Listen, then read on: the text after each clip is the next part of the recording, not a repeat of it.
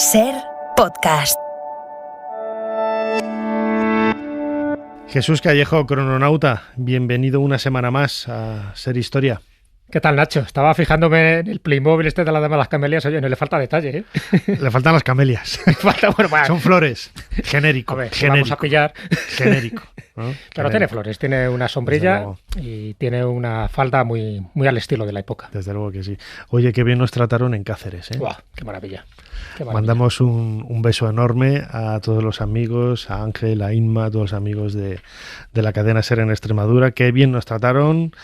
Qué bien la gente, qué cueva más espectacular, con tantas manos, con carencia de dedos y cuánto aprendimos de todo ello. Sí, bueno, la verdad es que estamos, no es una, bueno, ya lo dijimos en su momento, no era una cueva normal y cotidiana, es una cueva donde hay muchísimos secretos todavía por desvelar, pero una cueva que está dando muchísimas alegrías y algún que otro disgusto por cuestión de cronología. Sí. Pero me pareció, y sobre todo cuando la ves, ¿no?, in situ, me pareció una cueva impresionante que no me extraña que haya sido habitada por tantas razas humanas y no humanas a lo largo de tantos siglos y tantos milenios.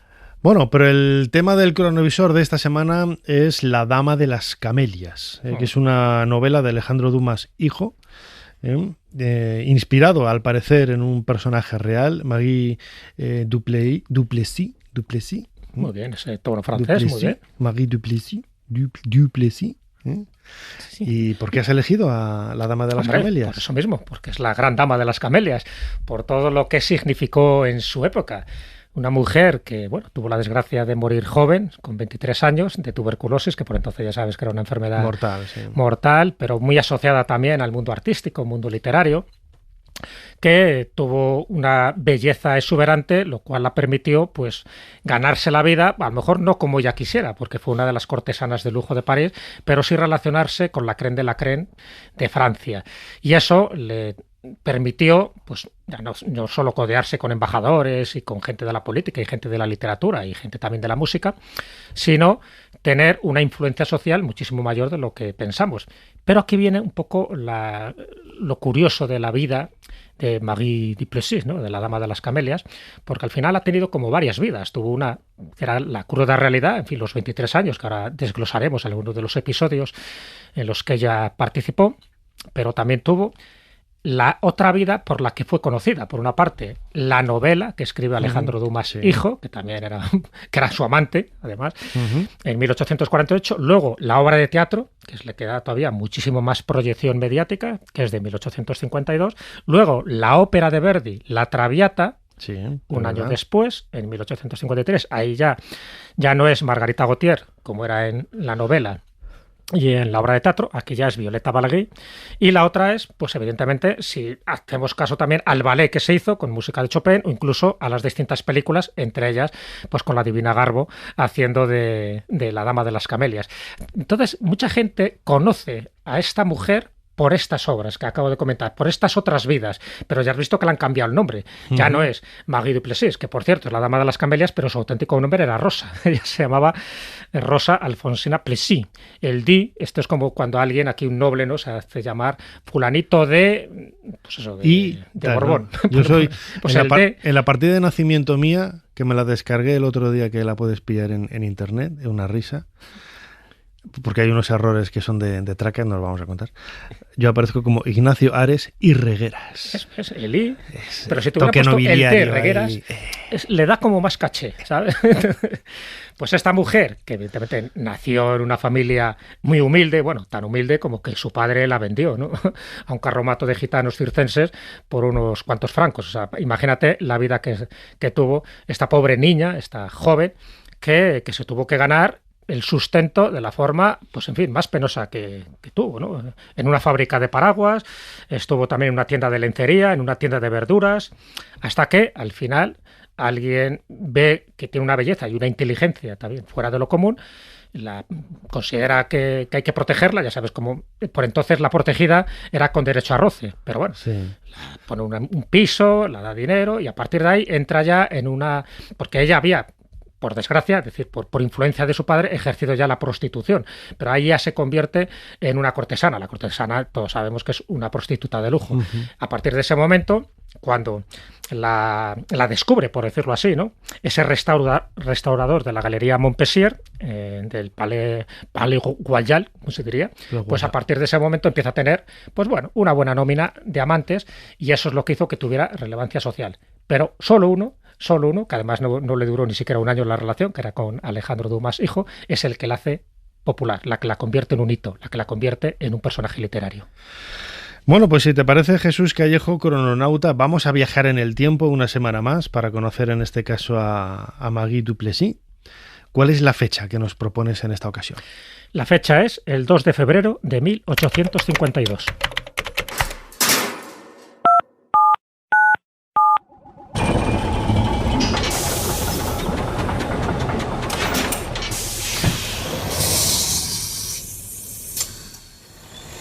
Adelante, pasen. Jesús Callejo les está esperando junto al cronovisor.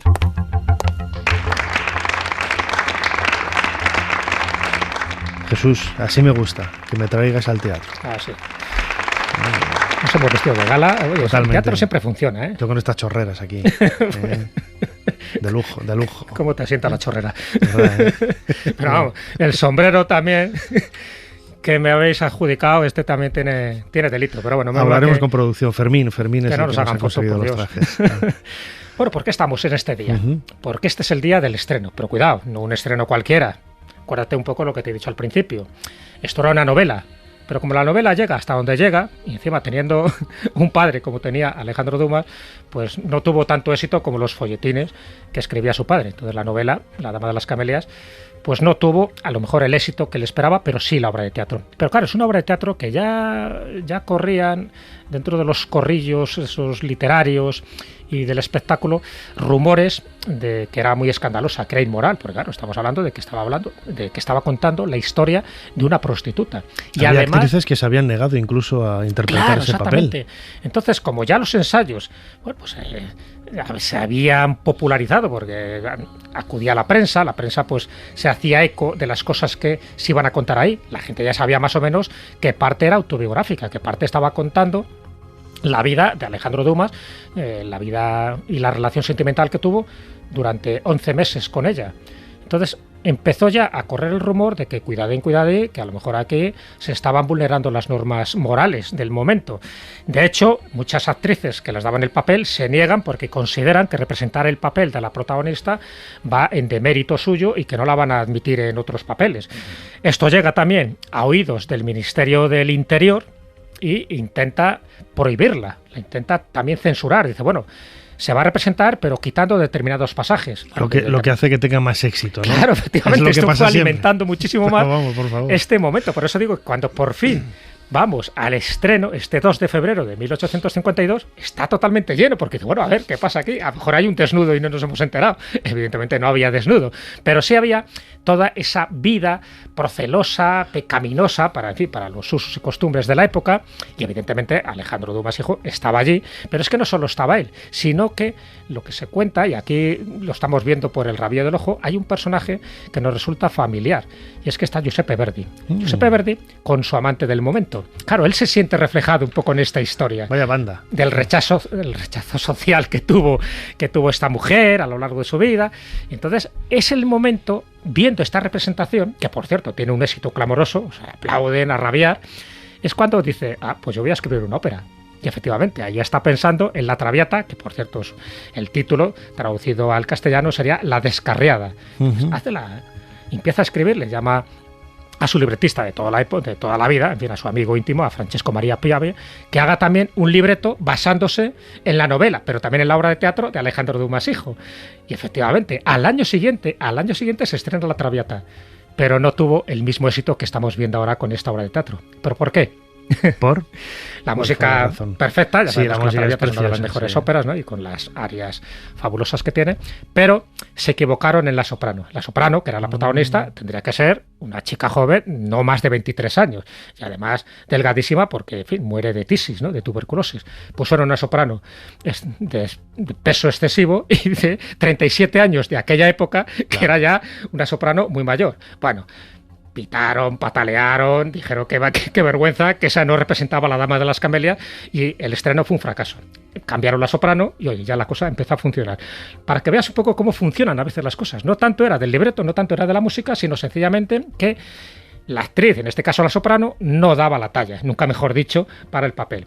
Bueno, pues esto casi le sumen una depresión a Giuseppe Verdi, no pasó nada porque luego ya se convirtió en un éxito. Pero bueno, este momento y este espectador, que es Verdi, con su amante, sí sirvió de inspiración, de acicate, para que luego la Traviata se convirtiera pues en la ópera que todos sabemos, y además cambiándole el nombre. Ya no era Margarita Gautier, sino en este caso era Violetta Palegui. Da igual, porque el trasfondo era la misma persona. En esta mujer, ni más ni menos que la dama de las camelias. ¿Va usted siguiéndome? Sí. No me ha sonreído hace un momento. Diga usted primero si me ha sonreído a mí o a mi amiga. ¿Qué amiga? ¿No la ha visto siquiera? No. ¡Qué galante! Me estaba preguntando si me invitaría a entrar cuando llamase a la puerta de su palco. Lo duda. Parecemos destinados a encontrarnos esta noche. Sí, esta noche interviene el destino. Cómo deseaba estar a su lado. ¿Es que no me cree? No. La primera vez que la vi fue hace año y medio. Iba en un coche abierto, vestida de blanco. La vi frente a una tienda de la Plaza de la Bourse. Sí, es muy posible. Solía ir a una modista de la Plaza de la Bourse. Llevaba un vestido vaporoso, con muchos volantes, una gran pamela, un chal bordado, solo una pulsera, una cadena de oro y, claro, las camelias en el talle.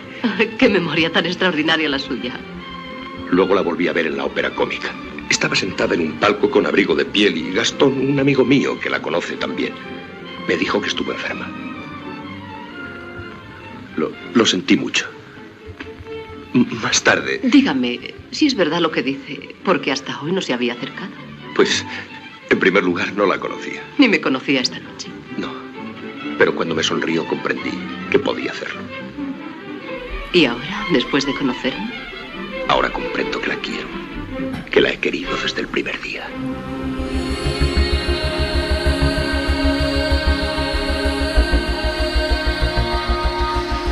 Escuchábamos un fragmento de la película del año 1936, La Dama de las Camelias, protagonizada por Greta Garbo, en esa escena en el teatro, ¿no? Que debía de ser como el Tinder de la época, ¿no? Todo el mundo ahí ligoteando entre palco y palco, a ver quién pillaba cacho, tanto unos como otros. Y hablaban precisamente cuando el protagonista describía que había visto a esa dama de las camelias en otros lugares y que la había conocido y que se había enamorado de ella. Precisamente uno de los detalles que marcaba un poco la personalidad, ¿no?, del personaje femenino era precisamente las camelias. Sí, así es, se la llevaba la dama de las camelias, parece obvio, ¿no?, porque le gustaban las camelias, pero es que siempre llevaba una flor de camelia en el escote, o bien en la mano, o bien en alguna zona de su vestido. ¿Por qué? Bueno, primero porque era su flor favorita. Ya digo que ella se llamaba Rosa Alfonsín, pero bueno, por alguna razón la camelia le gustaba. Ya sabes que hay un lenguaje de las flores también, sí, pero ella no siempre llevaba el mismo color. Un día podríamos hacer un cronovisor, fíjate, del lenguaje de las flores. De ese, bueno, tú eres experto, has publicado más que... No, pues, escribí un libro una vez sobre los misterios de las plantas, sí. y entre ellos, pues evidentemente el lenguaje de las flores, tenía su importancia.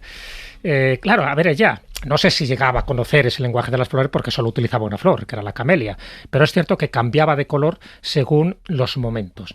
Es decir, cuando llevaba una camelia blanca, dentro de ese lenguaje sutil y tácito es que ella estaba libre, estaba disponible, es decir, que no tenía un amante en ese momento y por lo tanto, pues bueno, pues era abordable si alguien la quería hacer un galanteo.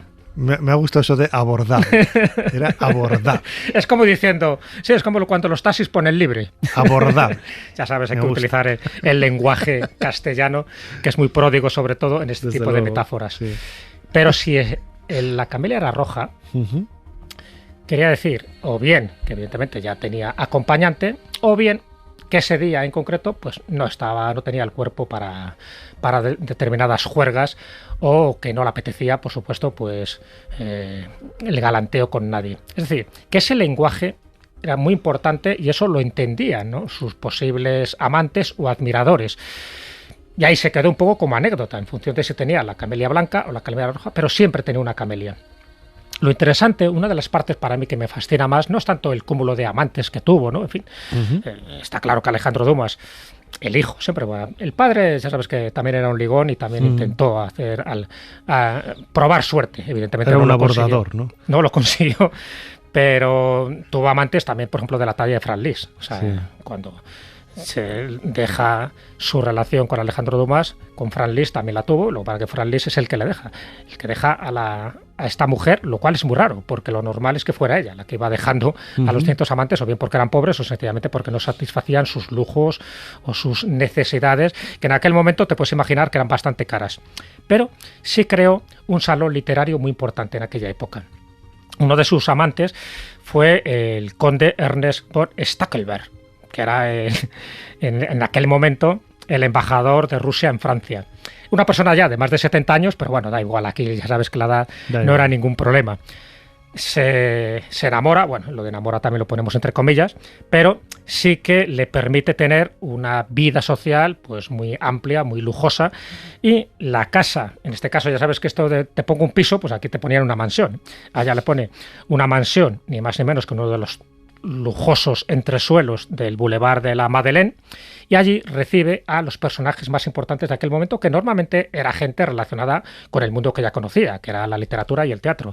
Por allí pasa Alfred de Musset, por allí pasa Eugenio Sue, pasa Charles Dickens, pasa por supuesto Alejandro Dumas el padre, y tantos, y hasta el punto que la llamaban la Divina María, la Divine Marie, ¿no? por el lujo y sobre todo la delicadeza y la cultura que ella también tenía. O sea, que ya te digo que era una mujer muy guapa, pero muy inteligente. Sabía perfectamente con quién ir o con quién no ir. Eso era muy importante. Pero claro, el hecho de que fuera siempre montada en un coupé azul tirado por caballos pura sangre, por el Bois de Boulogne, que fuera siempre a los mejores restaurantes, que tuviera el mejor palco en la Maison Doré, que tuviera también pues las mejores comidas y los mejores platos, todo ese tipo de cosas es lo que le hacía que fuera una mujer como muy frívola, como un poco alejada de la vida real, y evidentemente ella estaba a un otro nivel, cosa que ella detestaba, porque ella decía que quería que fuera conocida precisamente por sus sentimientos, que era una persona que le habían hecho mucho daño durante su juventud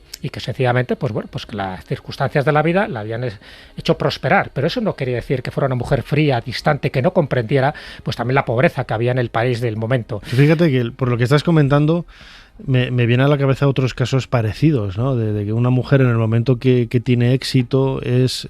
lo dice, ¿no? Porque se dedica a ser cortesana, porque se dedica a ir con este o con el otro, y no se ven realmente los méritos propios intelectuales, la sofisticación que tenían muchas de estas mujeres. Claro. Yo creo que el problema que tuvo ella, bueno, evidentemente hay que llamarlo problema, que fue una enfermedad muy temprana, ¿no?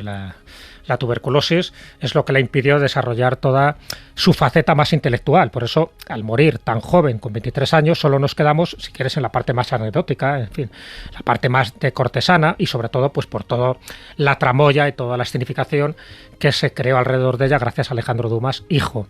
Pero si no hubiera muerto tan joven, posiblemente su labor social, es decir, ella acabaría, bueno, de hecho ella se casó, o sea, nada, le duró unos pocos meses el matrimonio porque murió muy pronto, pero ya se casó con el conde de Perregós, y además ella adoptó ese título, la condesa de Perregós, pero se hubiera posiblemente acomodado ya pues con ese título de condesa, se hubiera dedicado más pues a lo mejor a escribir, a tener estas tertulias literarias, a ser mecenas de grandes talentos que había en la Francia de aquella época, y hubiera pasado a la historia por otras circunstancias. Tuvo esa mala suerte, esa enfermedad que la devoró muy pronto, y es lo que nos ha quedado de ella, ¿no? Pero yo creo, ya te digo, que su personalidad era mucho más fantástica y mucho más fascinante de lo que nos han hecho creer. Evidentemente, si ahora vemos la Traviata o vemos la obra de teatro o el ballet, pues sí, nos quedamos pues eso, con una mujer que tuvo una serie de veleidades, que tuvo una serie de oportunidades en la vida, que algunas las aprovechó, otras no las aprovechó, pero que allí por donde iba es verdad que dejaba huella. De hecho, para curarse de su enfermedad, por entonces se recomendaba que fueras a un balneario. El balneario más famoso que había en aquel momento era el de Baden-Baden. Baden-Baden es el que está en la Selva Negra en Alemania. Allí estuvo también durante unas semanas. Por donde iba, evidentemente, levantaba expectación. ¿Qué ocurre? que aquí viene un poco la paradoja. Fíjate que se lía con Lis, se enamora, parece que de Lis no le hace demasiado caso porque por entonces él tenía conciertos por Europa y no podía mantener esa relación, pero todos, empezando por Alejandro Dumas, todos alababan la delicadeza, los sentimientos y la finura intelectual que tenía esta mujer. De hecho, cuando Alejandro Dumas, hijo, se da cuenta de que no puede prosperar porque no tiene el nivel económico que ella exigía. Y a lo mejor ni intelectual. Ni intelectual, posiblemente, porque es verdad que Alejandro Dumas, el hijo, es muy conocido por esta obra, escribió muchas más, ¿no? También sabes que era un hijo natural, hijo ilegítimo de Alejandro Dumas, de su padre, que por cierto al final le reconoció, pero le reconoció al cabo de unos cuantos años, ¿no? Lo tuvo con una costurera y no quiso saber nada del niño hasta muy después. De hecho, una de las novelas que tiene Alejandro Dumas hijo es El hijo natural, que se llama así, se titula así, donde habla un poco de la relación un poco tempestuosa que tuvo con su padre. De hecho, tanto el padre como el hijo darían para otro cronovisor, porque los dos tuvieron unas vidas, pues en fin, bastante agitadas. De hecho, cuando hace la ruptura, Alejandro Dumas hijo, cuando hace la ruptura con Magui Duplessis, lo hace con una nota de despedida, en fin, no lo hizo con un WhatsApp porque no había entonces, donde dice claramente: querida Magui, no soy lo bastante rico para amarte como quisiera, ni lo suficientemente pobre para ser amado como quisieras tú. Olvidémoslo todo, adiós. Y ahí la deja. Se marcha con su padre a España, porque por entonces aquí tenían una serie de aventuras juntas, y por supuesto acudir al enlace de Antonio de Orleans, que era el duque de Montpensier, y que eso le daba más gratificaciones económicas que el disgusto sentimental que se había llevado. ¿Qué te pasa a ti?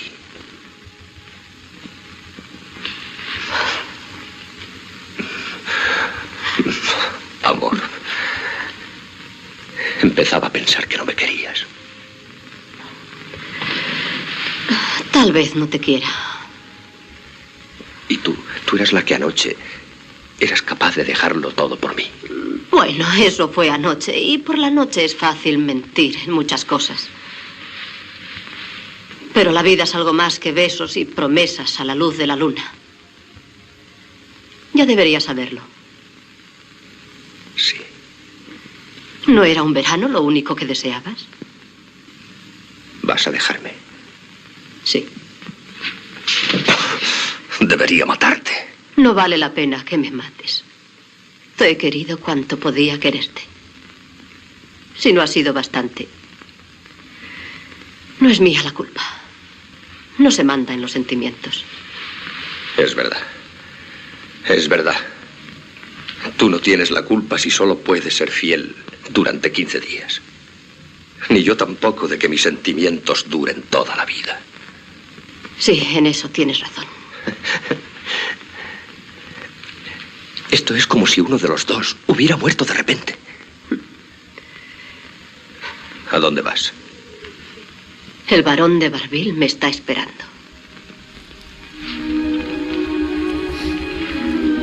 Por fin voy a ver lo que encierra un gran castillo.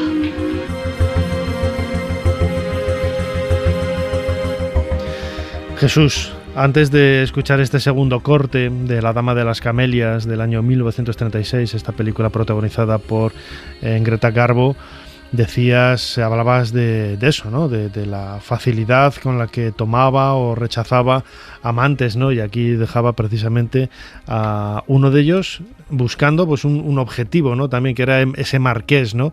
Que seguramente iba a complacer todos sus requerimientos económicos, ¿no? Sí, efectivamente. Ya te digo que lo de conde marqués era lo habitual para ella, ¿no?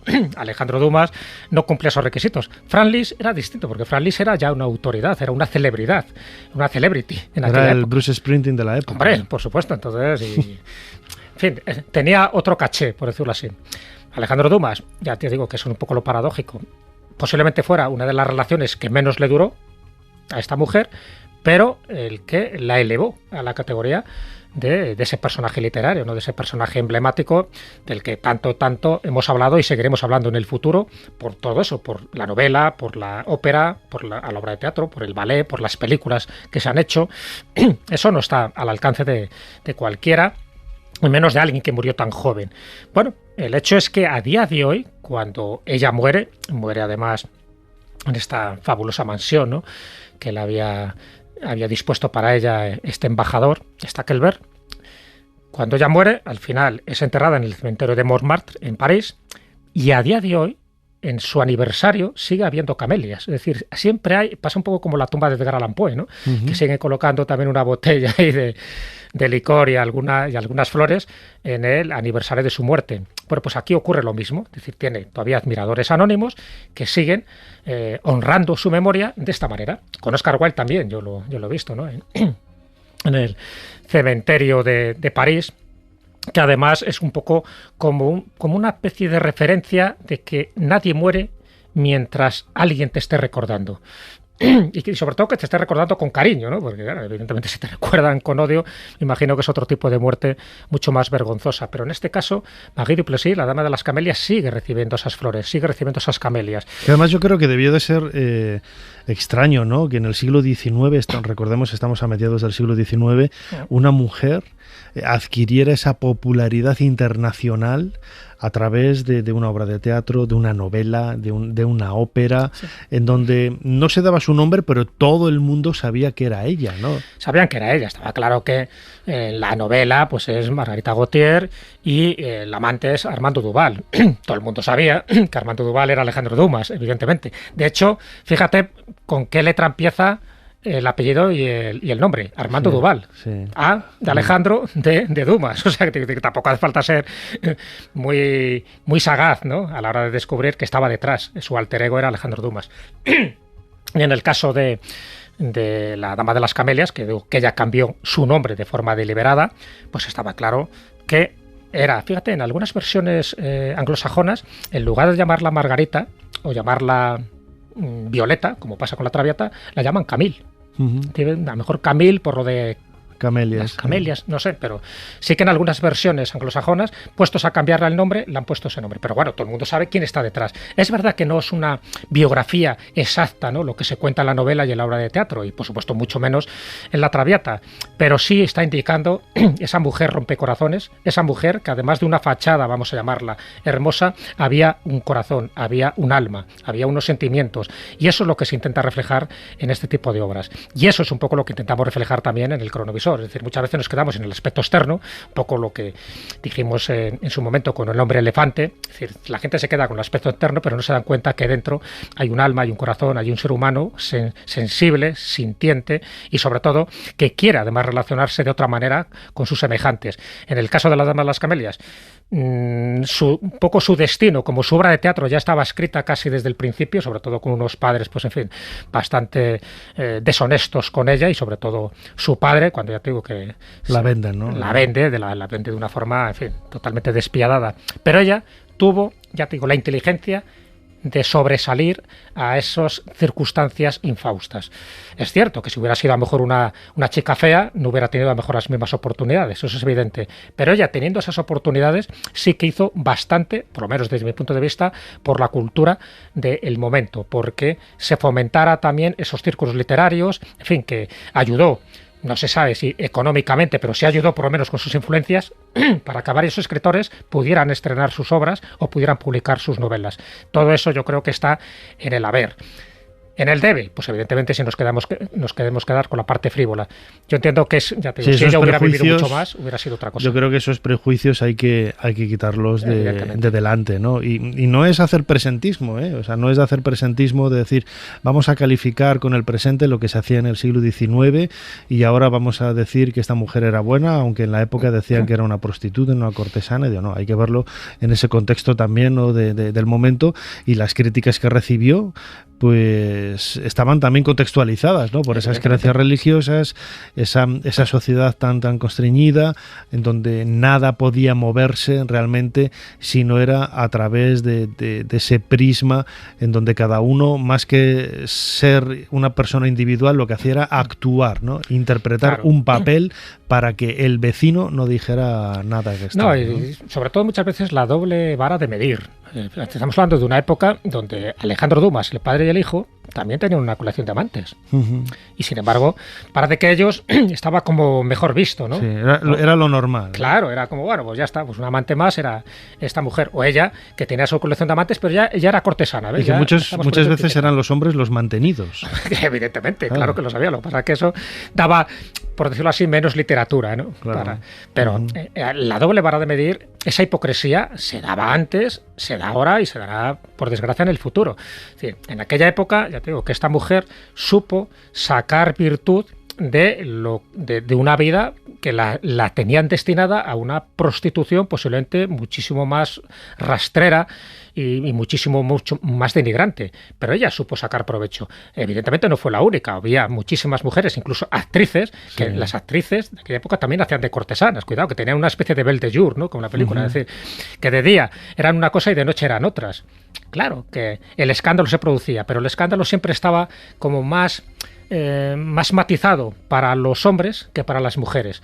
En el caso de esta mujer, yo creo que incluso sin ella darse cuenta, porque ten en cuenta que la novela se escribe una vez que ella muere, y ella no fue consciente de la fama póstuma que llegó a tener, o sea, porque ella podría decir, bueno, me han escrito una novela estando yo en vida. Ella nunca llega a ver esa novela y nunca llega a ver pues toda la repercusión que llegó a tener su vida. Ella pensaba que pues pasaría sin pena ni gloria, que va, con más gloria que pena desde este punto de vista, sobre todo cuando se intenta ensalzar las virtudes, en este caso literarias. Luego, que se ganara la vida como se la ganó, evidentemente, había que ganarse la vida. Claro que sí. Y lo hizo como pudo y como supo. Pero siempre, fíjate, resaltando un poco las camelias, que en el fondo, dentro de ese lenguaje de las flores que tú comentabas al principio, lo que significa es un poco cuando alguien lleva una camelia, ¿no?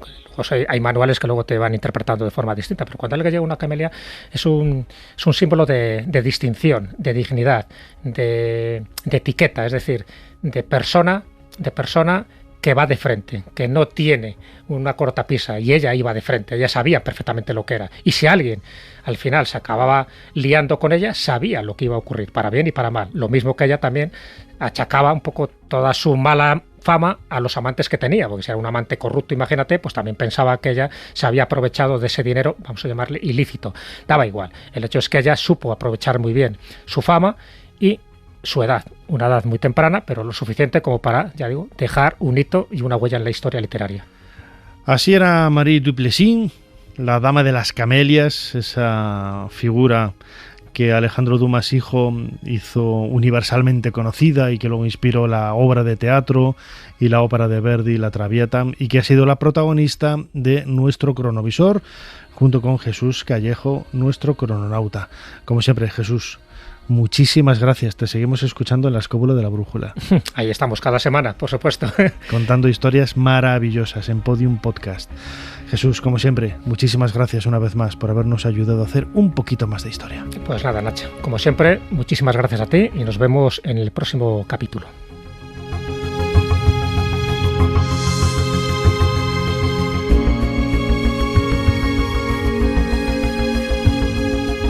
Suscríbete a Ser Historia. Todos los episodios y contenidos adicionales en la app de Cadena Ser y en nuestros canales de Apple Podcast, Spotify, iVoox, Google Podcast y YouTube. Escúchanos en directo en la Ser los domingos a la 1:30 de la madrugada. Cadena Ser. La radio.